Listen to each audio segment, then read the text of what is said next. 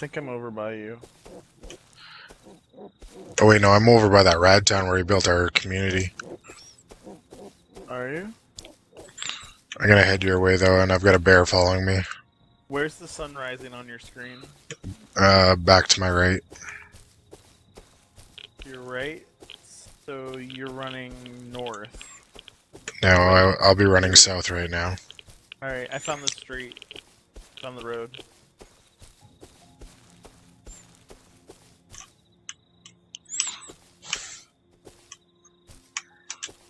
Oh wow, the graphics got really improved. How do you do in-game voice chat? There's a guy over there with a gun. How do I do in-game voice chat? Hey, what's up, man? You alright?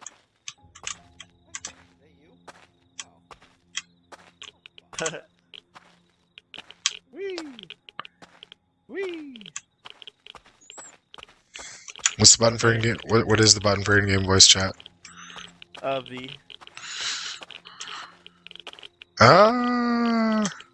This dude just like ran up to me with a gun, and I'm like, whoa. And then I started talking to him, and then he jumped in the air a few times, and I did too, and then he ran off. Oh, there's a guy being chased by a wolf. Sun is to your left, right? It's setting on your on your right. It's behind me. Yeah, it's behind you. Left side. Left side. Okay. Are you on the road?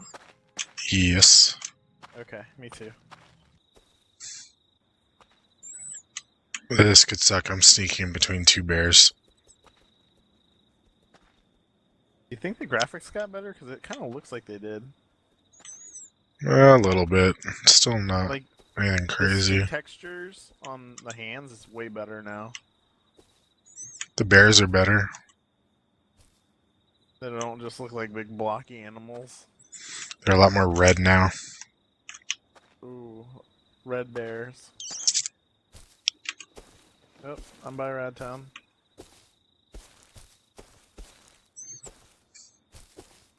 Are you heading to the hangar? I can try. Because that's where I'm going. There's a lot of metal towers. Yeah.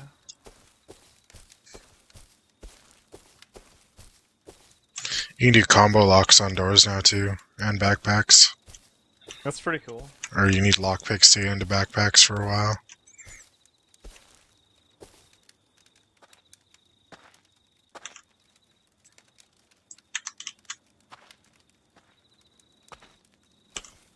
Whoa. When you hatch at rocks now, they break. That's fucking cool. I just found a sleeping bag. Wow, that's really cool. Wonder if I can harvest dirt.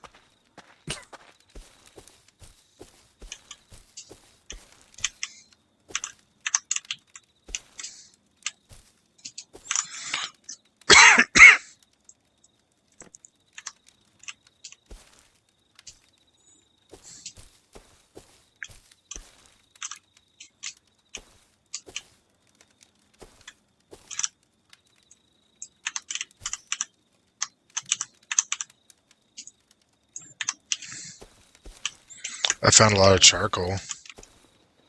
A lot of what? Charcoal. That's cool. Are you in the woods? No, I'm near the road. I gotta get back towards the road.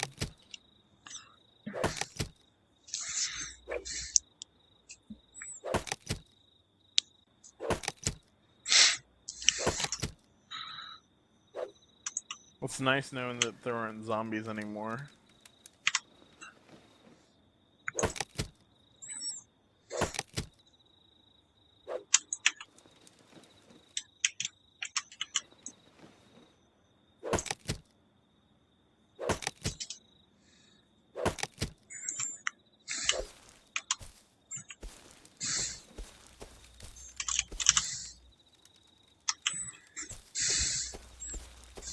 I think I'm gonna have to start a random campfire.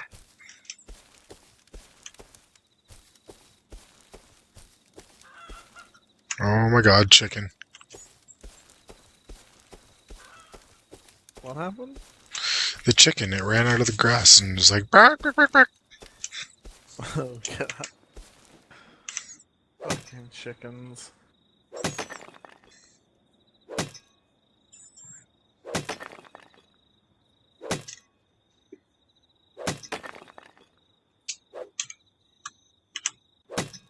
I just got some charcoal myself.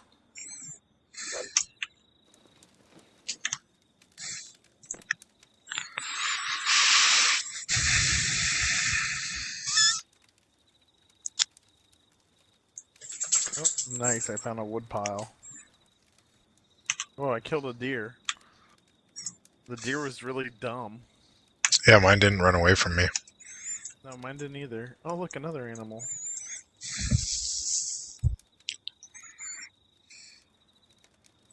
It's a pig, and this one did run. Okay, I gotta find a place to set up a campfire, because I'm gonna die. Oh my god, there's campfires all around this thing. Oh, well, fuck.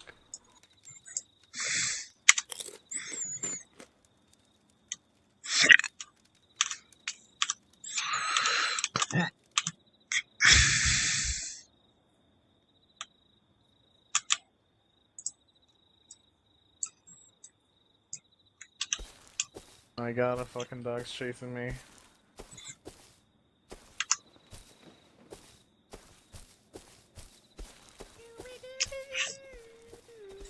Hello?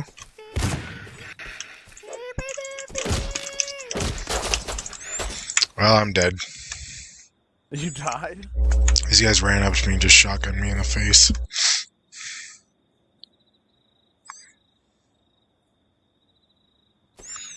Who killed you? BB Cudge on the moon.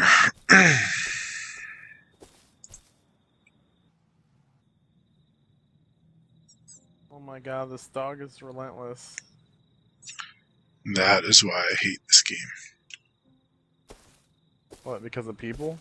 Yep.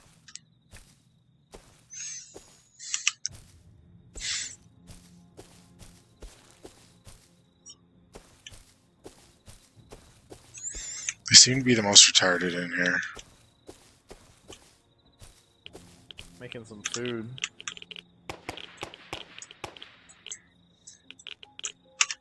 Cause I am getting low.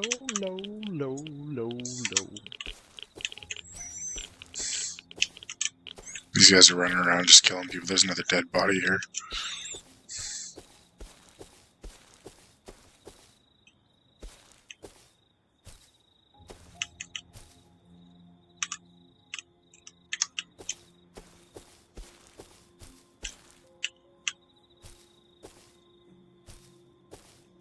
Music's really good in the game.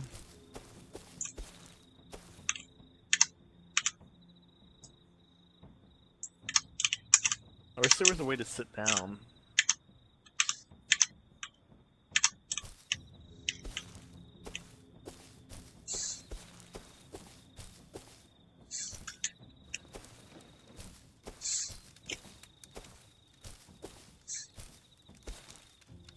Oh shit, chicken breast for days.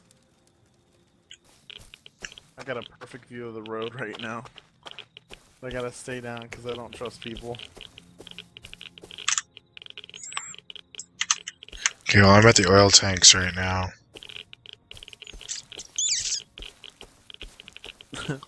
You say this like I'm close by. Well, I don't know where you are. You said the road was on your right and the sun was on your right. That doesn't tell me anything. The sun would be on my left if I was on the road right now. And the other direction is ocean.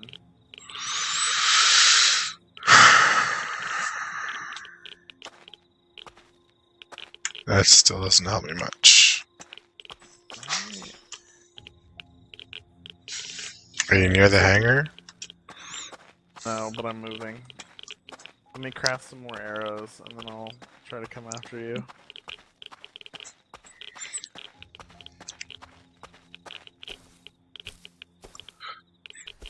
You hear those gunshots? No. They kill you Yeah. again? No. Oh my god, are you making guns? No. That's them shooting, though.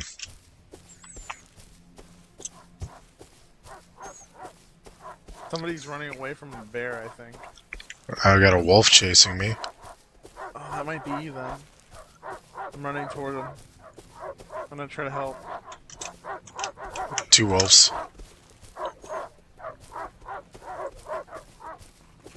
Oh fuck, another bear.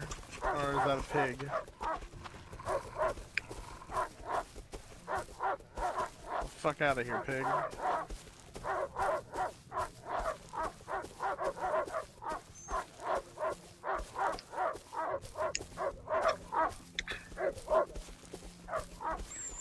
I think I'm in like a village. There's a lot of things around here. Wow. Yeah, there's a lot of establishments around here.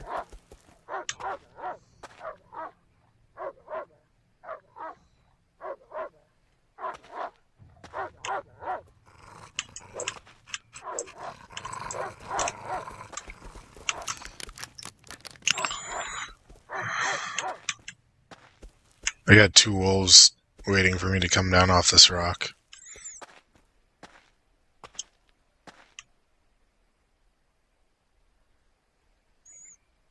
Yeah, then it's definitely not you. Cause this dude's getting fucking...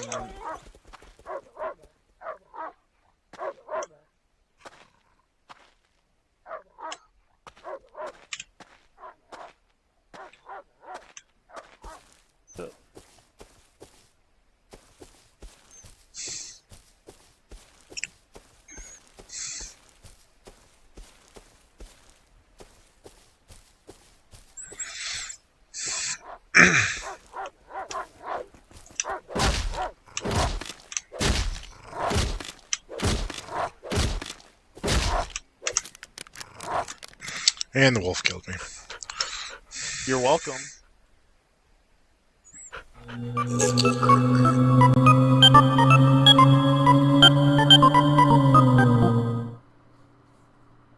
This is the Gigabyte 7.8 LMT USB 3 Ultra Durable Classic 4 motherboard.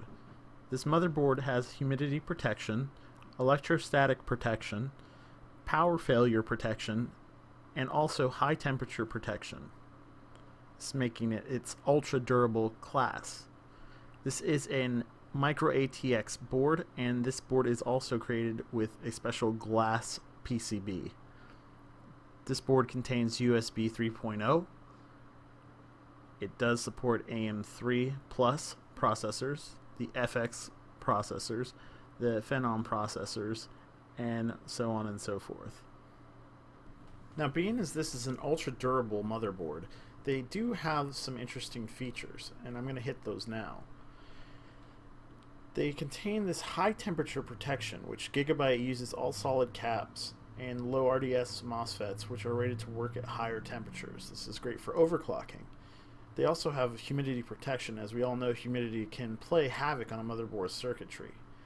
They contain electrostatic protection, which is great to resist that electronic charge that you may actually zap your motherboard with while putting it together. And they also have a power failure protection, which will keep it protected from power surges or other failures during BIOS updates. Inside the box, we're greeted with the manual, of course. Now, I'm not one to really complain about anything, and from the manual look, it's just a typical manual. Nothing special here, folks. They also include this... Oh my god, is this a ribbon connector? Jesus, they still have those? Junk. Your driver's disk for everything on your motherboard, everything of the software that's needed to get everything set up initially once you get Windows installed. Then inside we've got this I/O shield, which is pretty nice. I kind of wish they made these in different colors, maybe like a matte black or like a really cool blue color. They're pretty neat. You know, nothing special about this thing, it's just I/O shield. And they also included these 2 SATA connector cables. Wait a minute. There's 2. 2 of them. I guess that's okay, but the board has 6 connections on it. Well, I guess if you're going to use it, at least they give you 2. I mean, sheesh. Alright, so let's take a look at this board. First, it comes in this anti-static package, which, by the way, is one of my most favorite things to open. Let's get rid of this box real quick. And take a look at this. How do I open this now? Oh, they put some nice technical tape on there. And let's just pull this out of this plastic, if I can get it out of this freaking thing. It's difficult. There we go. And there you have it, folks. That is a motherboard. Not just any motherboard, but a durable 4 motherboard. Now, this board is beautiful. The coloring on it is a gray and black with a mildly brown PCB. It has a lot of nice little features on it. Here you can see where the CPU goes. It is AM3 Plus. It's very nice, little brackets. They've got a little heat sink here on the VRM. And it looks like this is our memory slots right here. And this board actually contains 4 slots, so it can fit up to 32 gigs of RAM on it, which is pretty impressive for a micro ATX board. It does have an 8-pin power connector. And over here we can see that it does have your assist fans, your PCB power, your SATA connectors. There's 2 over here, and then there's 4 more over here, which again, they've only included those 2 cables. Unfortunately, I mean, 2 cables. What are we going to do with this? But anyways, I guess you could use those 2 if you wanted, really. And here we have the graphics card insert. And here we have an older port, which nobody really ever uses. I don't understand why we still have those. And then we also have our PCIe port. Here on the back, it does say designed in Taipei. It does have a 108 decibel sound chip, which is nice. It's decent audio, man. It sounds pretty good with speakers. I tested it out myself, plugged it in. Did do a good job on that. This is very nice, and let me just turn the board around here and show you some of the features on it. And as you can see here, it does have let's see, a USB port, another USB port, and a PS2 port for your keyboard and mouse, VGA out, DVI out, HDMI, USB 3, 2 USB 3s, Ethernet port, and 2 more USB ports, and then the audio connector ports, and of course audio in, audio out. It's a pretty nice setup. Here's the back of the board. Here is the heatsink for the back of the board. It's pretty nicely insulated. This feels like a pretty solid board, and I do like the look of it. This is an interesting little heatsink. It's not really firmly planted on there. It's more of like just kind of resting on top of the VRM, but I suppose you really don't need much more than that, as long as there is that heat paste or that 3M heat tape on there. Should dissipate the heat just equally as much. I would have preferred if they had actually bolted that down onto the board so it wasn't kind of flopping around up on top like that. It's a little unnerving that they would have it just planted in place with some plastic pegs. They made sure to go ahead and push that down a little bit harder so don't have to worry about that. But there you go. That is the motherboard.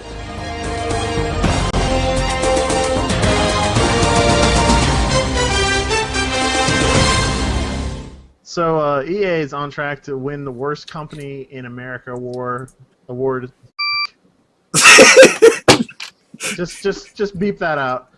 They're winning the worst company in America award for the not once, not twice, but 3 times. Yeah, it's pretty interesting. There's usually companies only get it once for being the worst in America. EA has already broken the record for getting it twice in a row, and now they're up for the running for getting it 3rd time in a row. It's kind of exciting, actually. I wonder what contributed to that. I wonder.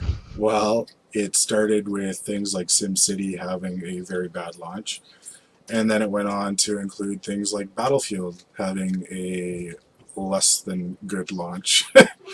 Mm, yes, and And then all the issues that were encountered with Battlefield on top of the launch itself. yeah, then there was that Because whole, it wasn't the launch itself that was bad. It was everything that ensued after that launch.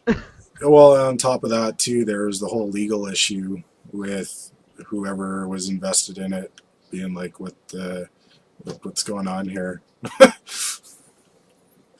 Yeah, Yeah. yeah, Uh, lots of not happy people. What did you think of the overall release of Battlefield 4 well, and the it antics? it did have its issues, and for me playing the game, it doesn't really have any issues anymore. They've sorted out most of their problems, anyways. Uh, they probably should have pushed it back a month or two, or whatever they needed to do to get it a bit more polished and ready. But I still played the game a lot and enjoyed it. So I liked it. I played it. It broke. I still went back and played it. I yeah, liked it. yeah, I didn't have any problems with it. I mean, besides the obvious breaking every now and then, but that's life, isn't it? Isn't life breaking normally? yeah. And I think it's going to be hard to avoid with any games coming out these days. The way the internet works and how technology is advancing, like even Titanfall, it for when it launched at 10 o'clock on, was it Monday night there, uh, couldn't connect to the games because there was so many people trying to connect at one time. Yeah, speaking of Titanfall, let's talk a little bit about that. What is your first honest opinion on Titanfall since you got a chance to play the beta and then also to play the release the night it came out? Well, it is actually quite a bit of fun. It's different. It's got, in a way, it's like you've mixed up a Mech Warrior game, Battlefield, and Call of Duty into one. The shooting on foot is a lot very, or it's very much Call of Duty style. But then you've also got these vehicles, which are your giant mechs, and it mixes in a little bit of those tactics of trading shots with another one of the Titans out on the map and going with that. And then Mech Warrior, obviously, because it's got giant mechs, but it's a different style. The beta wasn't even really a beta. The game was pretty much finished at that point, so it felt like it was more of a stress test to see how it was going, give people a taste for the game, probably more publicity for them, especially with their open beta, giving people the demo to try it and see if they wanted to buy it before it came out. And the game's out, and there's lots of people playing it. I've gotten into matches within seconds. Like there's no issue finding people to play with, and it's probably going to be pretty popular. Yeah, my question is there any like errors, any like flubs, anything breaking on it? Uh, More so just on like day one. Apparently there was some issues for Xbox where it could crash the game, and apparently there's an issue where if you get invited to a match while you're in a match and you accept that invite, it can freeze or crash your game. Other than that, there's nothing. They're fixing that, and their suggestion is leave the match first before you join your friend. Nice. Yeah, and if you guys want to see more of that, you can check out our video on our channel as well. Um, let's move on to our next piece of news that I think is kind of interesting. We've got this item that's coming out, or already out actually, called the Roku Streaming Stick. Now, this thing retails for $69.99, which seems a little steep in comparison to Google's Chromecast, which is about $35. That is in U.S. currency, by the way. Um, and I know that for the Canadian folk, this is not such a popular piece of technology. And Crush, could you just go ahead and explain why that is? Well, on a lot of these things, like if you think about your Wii U or your consoles where they have Netflix and then Hulu and things like Amazon, uh, right off the bat, you can't use Hulu or Amazon unless you do some internet wizardry and sort yourself out. So Netflix is really the only key thing there. As far as I know, I could be completely wrong, but when I went on my Wii U and tried to get into Hulu and Amazon, it wouldn't let me because I'm in Canada. Hmm. Now, for all of us U.S. people, this may be another viable option to purchase rather than a console. Or let's say, for instance, you've got kids and you just want to get them out of your hair. You can just go plug this into the back of your HD TV through the HDMI port and basically have a streamer right there in the kids' room. There, get out of here, kid. We don't want you in here. So it's just another option, really. As far as comparisons go, I mean, they look pretty similar. The pricing's a lot higher on the Roku. They may offer a few other new channels through Roku, but I can't justify the extra $30 to get a Roku streaming stick. I mean, I know it comes with a remote, but The remote part's pretty nice. Yeah, that is nice, but I mean, who doesn't already have an Android or iOS phone to use as a remote anyways? If you're using this technology, because I'm sure my grandpappy or whoever out in the woods isn't going to even bother to get something like this. Mm-hmm. The only thing I could think of is if you do have little kids, you don't want them using your iPhone or your Android phone for a remote. You can just give them the little hokey remote that comes with the Roku stick, which is kind of nice. Yeah. Well, with that too, you got to think, like we were talking about, who would actually use this. So if we think about an average household in North America, if they have kids or teenagers, there's a good chance that there's going to be a console there, which already has these features built into it, at least with the new ones. I know my PS3, it still has Netflix already on it. The new consoles will have all the other ones. So back to my Wii U, it already has Hulu, Amazon, and whatever else is built into it. So yeah, that's a good point. Who actually needs this? And then we went off and talked about a kid in a dorm room at college who would more than likely have a laptop or some sort of computer to type up whatever projects they need to do. And it brings back the question of, well, why don't they just use their laptop or computer to go and watch these things? Because you can do Netflix right on your computer, right? That's true. That's very, very good point. The other thing, too, that I kind of think of is, man, if I have my console and I want to play a game, it's really annoying to have my wife sitting on there watching Netflix. You know, and I can't really necessarily tell her, hey, go watch Netflix on that laptop over there, you know? She's not going to dig that too much. So what I'm thinking is get one of these little bad boys, plug it into the TV in another room, and send her off on her way while I go ahead and play Titanfall. Yeah, pretty much. I mean, that's an option. The other thing, too, is, you know, your kids are playing your Wii or whatever, and you can't watch Netflix. You're like, damn, okay, well, that's unfortunate right now. So I think it's really going to open up a lot of options for people who don't want to spend another $300 or $400 on a console to put in another room just so they can watch Netflix, you know? Well, then this goes back to my situation. In our bedroom where we have another TV, we have the Wii set up in there, which has Netflix built into it. So if a person or a family has gone through a generation of consoles, and especially with whatever comes next, 20 years from now when they build the next console, these things are going to have it built in already. And yeah, and not to mention that TVs themselves are going to have this stuff built in too. Yeah, so it's... I think all of the technologies pretty much for this type of interaction is going to be built in eventually, I think. I know there's TVs with Netflix enabled in them already, so it's, I don't know, it's a unique idea, but who the hell is going to buy it? Yeah, it's definitely going to be like the slow adapters, the people who don't really have a console, maybe they can't afford a console, and I don't know, they can't afford a console, but maybe afford like a cheap $120 HDMI TV maybe to plug one of these in. But if you can't afford a console, you know, you're probably not running Wi-Fi at your house anyways. But I mean, I guess it could fill that segment that's kind of missing out. The last stragglers coming in. Yeah, I think the market for it's just a lot smaller than what they might be What if hoping you're not? for. Here's another thing. What if you're not a gamer at all?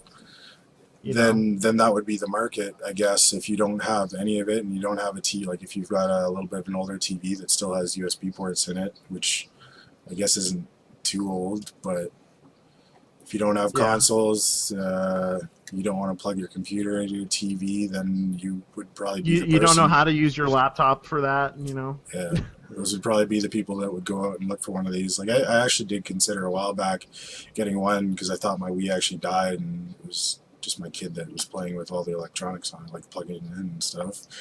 It was like one of these kind of boxes might be a good idea for a place like the bedroom where we're just watching a little bit of Netflix or whatever before we fall asleep or something. But Nice. Now, speaking of kids, do you put the toilet down, the toilet seat? uh, yes, usually. Okay, and I do too. And one of the things that kind of bothers me is when I wake up in the middle of the night and I go to the bathroom, and this is probably just something strange that's wrong with me, which that's okay because there's something strange and wrong with all of us. There's this feeling that I hate when I lift up that toilet seat and I sit down to relieve myself, and it's freezing cold. And this is a new establishment because I've just recently moved to North Carolina, where temperatures can get below 60, unlike Florida. And I freeze, literally, I will freeze my ass off. I don't know what you're talking about. Well, Cold toilet seats is you go sit on it and get it over with. okay, that is the normal mentality then. But I'm sure all the women out there, as well as some of us colder, high-needed men, would appreciate this. And let me just give this to you guys. I give you the fancy Toasty Tushy seat warmer. Yeah. It is amazing. This thing is fantastic. What you do is you actually take it, you plug it, the top half, into a wall socket, and you put the seat down, put the top down, turn it on. It has 3 settings for temperature-wise. And the next time you decide to go use that lav, it is nice and warm for your butt. And guess what, guys? This is on sale right now for the low price of $49.90 with free shipping. It's like one of those It's things that you've fantastic. seen in an on-scene TV store. It really is. And you know what? I'm shocked they don't advertise this on TV more often. They should be advertising this on Hulu. And by the way, I don't have TV, so the only thing that I get commercials on is Hulu nowadays. Or actually YouTube too. So, but they really should advertise this because this is a really great idea. Yep. Okay. I'm gonna try to sell this to my wife and see if I can get an actual working model. And the other thing too is how close are people's plugs to their toilets and bathrooms, because there's codes for that. This is true. This is true. So that's a good point as well. But I do have an extension cord. So you guys start running extension cords in your bathroom. So I may run an extension cord to my plug just to test this out, just to see how nice and toasty my tushy is. Yeah, it's one of those ideas where I think it could have some issues. There might be why they're not advertising it as much as you would like to see, because it's one of those ideas Maybe. that will only work in certain places. Possibly. I can't see people running extension cords throughout their bathroom to warm their toilet seat. Yeah, because you know what? In the middle of the night, you might actually trip over that extension cord, bust your mouth open on the toilet.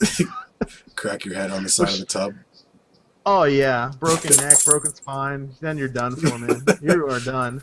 Speaking of good ideas, apparently mad scientists have wanted to replace solar panels with potted plants. Yeah, this is interesting. It's like the old school science fair project where you plug your potato or lemon into a light bulb and get a little bit of juice out of it. Yeah, it's quite interesting. I don't necessarily know if it's a good idea, bad idea, or what exactly. Oh, I might be losing you there. Oh, there This we go. this looks pretty ridiculous. Yeah, it's another idea. It's definitely an idea for the greenhouses. Well, the houses that are trying to be off the grid. You know what I'm talking about? Yep, yep. They a lot of them. I've seen pictures of some people's houses where they've got the roof covered in grass or moss or whatever to filter the rainwater and things like that and help insulate the house. You could almost double that up and have your roof that's not only insulating your house, also providing your house with some power. Yeah, and I don't see why that would be a bad idea because from the looks of it in this picture, it looks like they only have about, 10 plants powering an AM FM radio right there. So that's what the receiver, the circuit board, and the speaker itself. Yep. So that's pretty impressive that they managed to pull that off. Yeah. And now the big question would be is what plants are more powerful than others? Hmm. I don't know, but I hear that marijuana plant's pretty good for many things. Yeah. Medicinal, of course. Uh-huh. Always medicinal. But if it could be adapted to like the whole moss idea, because I think that's what people are generally using to insulate their roof, because it's the right kind of plant. If you could get some energy out of that, it would add into whatever the solar panels are doing or whatever wind farm they're using or whatever else they're doing for power. It's another little bit to tap into potentially. It really is. And I think, the more people start working with the earth rather than trying to fight the earth and make it do what they want it to do, if we just work together with it, it could possibly turn out to be a better place. So fight the earth. Quit fighting Mother Earth. that, Yeah. that dirty wench. Well, that has been this week's episode of Naked News. Hope you guys enjoyed it, and come check us out for more. We will have lots more news for us to talk about next week. If there's something that you're interested in seeing or having us discuss, let us know. Yeah, leave it in the comments or, just shoot us an email sometime. Yep. Talk to you guys later. Yeah, bye.